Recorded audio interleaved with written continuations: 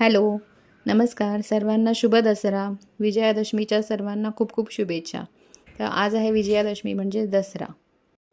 या दिवशी वाईटावर चांगल्याचा विजय साजरा केला जातो, जो श्रीराम आणि रावणाच्या युद्धातील विजयाचे प्रतीक आहे.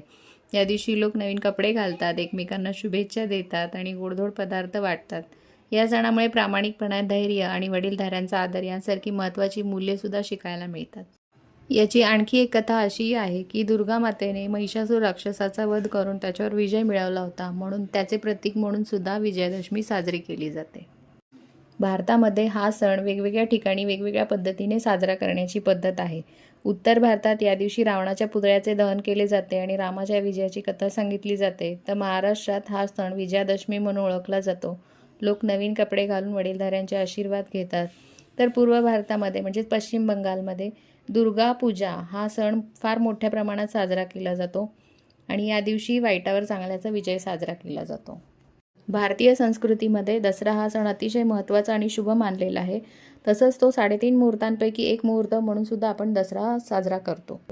तर तुम्ही पाहिलंच असेल की इथे आम्ही सुद्धा घरामध्ये शस्त्रांची पूजा केलेली आहे, घरामधल्या गाड्यांची पूजा केलेली आहे, धुवून त्याला हारफूल वाहून नारळ फोडून असं प्रसाद वाटलेला आहे. त्यानंतर इथे थोडंसं फोटो सेशन केलेलं आहे जस्ट फॉर टाईमपास. त्यानंतर नैवेद्यामध्ये मी आज बनवलं होतं छोलेची भाजी, त्यानंतर कढी, त्याच्यासोबतच होता भात आणि चपाती, त्यासोबतच अळूची वडी आणि आज मी वेगळ्या प्रकारची म्हणजे घोसावळ्याची भाजीची भजी केलेली होती. त्यानंतर श्रीखंड होतं आणि पापड होता.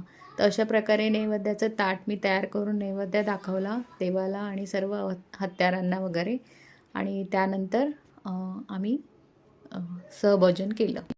तर कसा वाटला तुम्हाला आजचा व्हिडिओ मला कमेंट करून नक्की कळवा आणि व्हिडिओ आवडला असेल तर लाईक, शेअर आणि सबस्क्राईब करायला विसरू नका.